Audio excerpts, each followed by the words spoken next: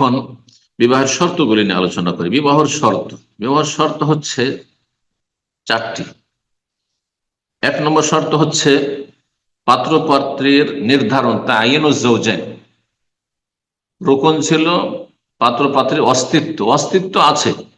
অনেক ছেলে আছে, অনেক মেয়ে আছে, কিন্তু নির্ধারণ করবেন না যে কোন ছেলে কোন মেয়ের সাথে বিয়ে হচ্ছে।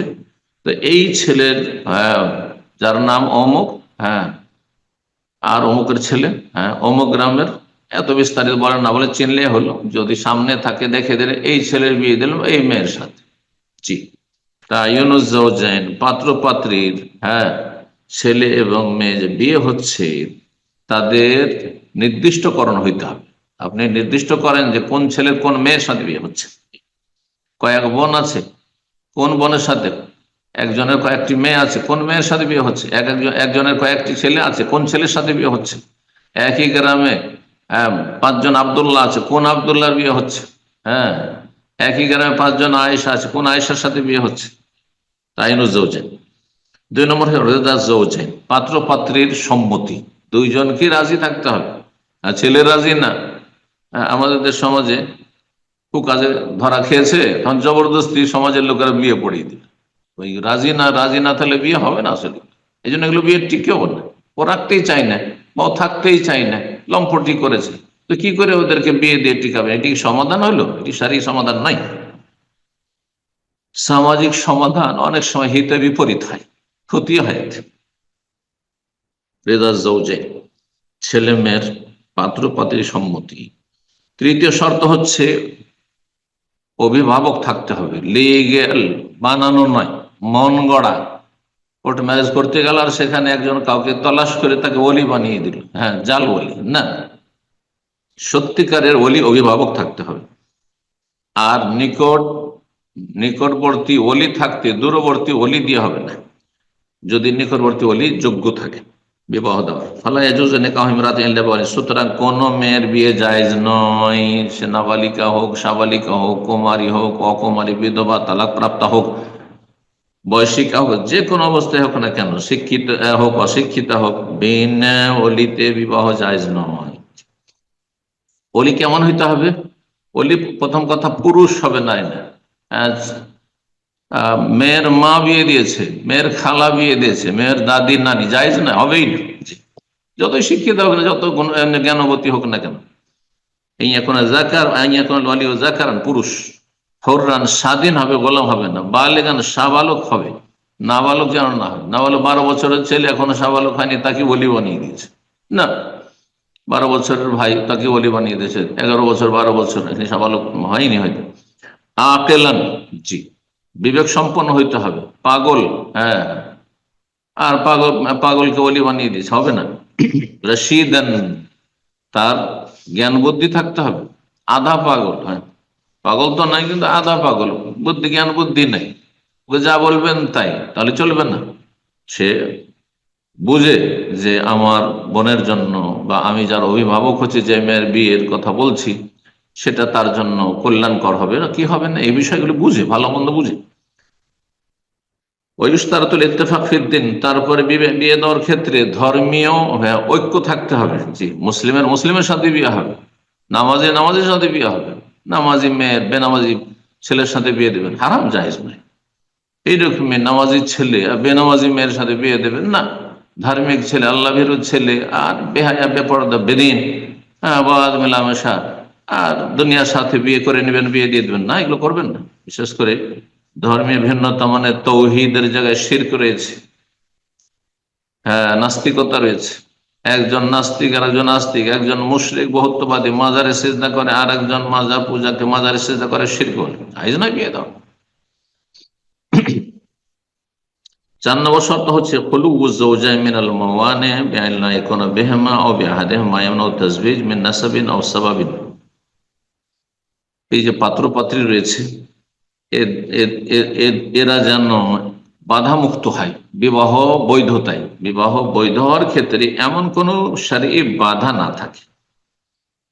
আপোষে যে ছেলে যে মেয়ের সাথে বিয়ে দিচ্ছেন বা বিয়ে হচ্ছে, সেই ক্ষেত্রে বংশীয় বাধা না হয়, অথবা কোনো এমন আত্মীয়তার কারণ হয়েছে বৈবাহিক সম্পর্কের কারণে আপনার স্ত্রীর বোন বিয়ে করছেন, হারাম।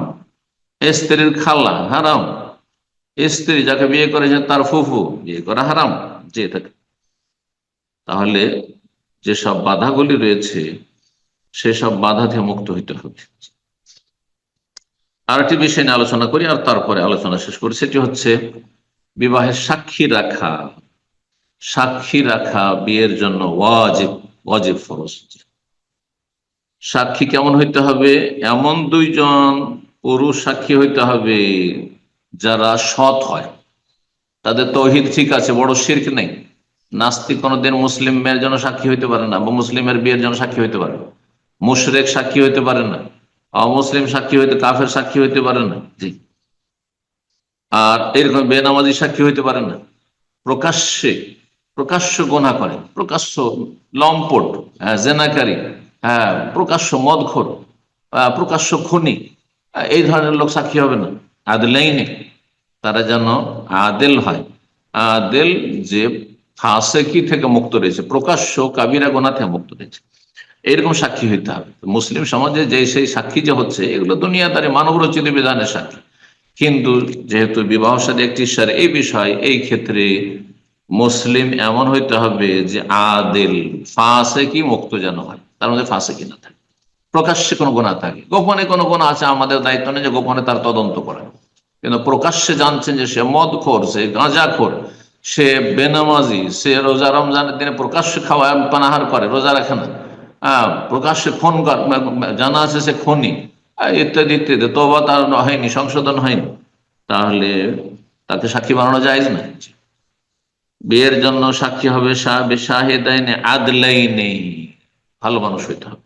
মোকাল্লেফাইনে, সাবালক হইতে হবে দুজন সাক্ষী, নাবালককে সাক্ষী বানাইলে হবে না। কমপক্ষে দুজন সাক্ষী থাকতে হবে।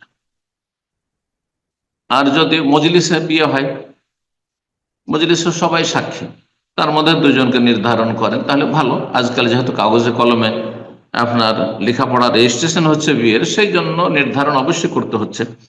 কিন্তু রেজিস্ট্রেশন ফরজ কাজ নয়। রেজিস্ট্রেশন এটা নিরাপত্তার জন্য, সুরক্ষার জন্য, এটি সে পাত্র পাত্রীর কল্যাণের জন্য, মাসলাহাতের জন্য করা হচ্ছে। তো এক সময় আমাদের আজকে থেকে 20 বছর 30 বছর আগে যেসব বিয়ে শাদীগুলো অধিকাংশই এগুলো বিবাহ বা রেজিস্ট্রেশন হতো না, মৌখিক বিবাহ শাদী হতো।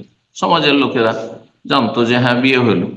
এই ক্ষেত্রে সর্বনিম্ন দুইজন সাক্ষী থাকতে হবে। বলছে ভাইদা কানান নিকাহ মুলান মাশহুদান আলাইহি মিন ইসনে ফাহাযা কামালু, যদি দুইজন সাক্ষী আছে আর তার সাথে মজলিস ভরা লোকজন আছে, তাহলে এইটা হচ্ছে পূর্ণতা, যে সবাই গ্রামের লোক জানলো, এলাকার লোক জানলো যে অমুকের ছেলের অমুকের মেয়ের সাথে বিয়ে হইলো। তাহলে ওই মেয়েটিকে নিয়ে কখনো ছেলেটা যদি কোথাও রাস্তাঘাটে চলাফেরা করে, তাহলে মানুষ কেউ তাকে অভিযুক্ত করবে না, বা এই ক্ষেত্রে তাদের কোনো রকমের আশঙ্কা নেই। না হলে মানুষ ভাববে অনেক সময় যে হয়তো বেগানা মেয়েকে নিয়ে চলাফেরা করছে, ধরে কেউ, তাহলে সেটা বিপদ নিয়ে আসতে পারে। জি। ওয়াইন কানা মৌলানা বেদুনে শাহেদানে ও মাশহুদান আলাইহি বেদুনে ইলফা ফাহুয়া সাহিহ, যদি এলান ঘোষণা হয়ে থাকে বিয়ের, নবী সাল্লাল্লাহু আলাইহি ওয়াসাল্লাম বলেছেন আলেনুন নিকাহ, বিবাহের এলান কর, ঘোষণা কর, দুইজন সাক্ষী নির্ধারণ করলেন না, তাও জায়েজ, অসুবিধা নেই।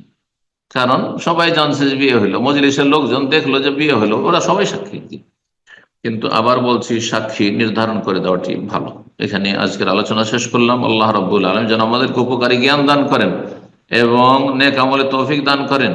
আমাদের বিবাহ শাদী যেগুলি হয়েছে আর যেগুলি হচ্ছে আর হবে, সেগুলিতে যেন আল্লাহ মুসলিম সমাজে বারাকা দান করেন এবং বরকত ধ্বংসকারী যেসব বিষয়গুলি, সেগুলি থেকে আল্লাহ আমাদের সকলকে বাঁচিয়ে রাখেন। জাযাকুমুল্লাহ খাইরান। ওয়া সাল্লাল্লাহু ওয়া সাল্লাম আলা নবিয়িনা মুহাম্মদ ওয়া আলা আলিহি ওয়া সাহবিহি আজমাইন।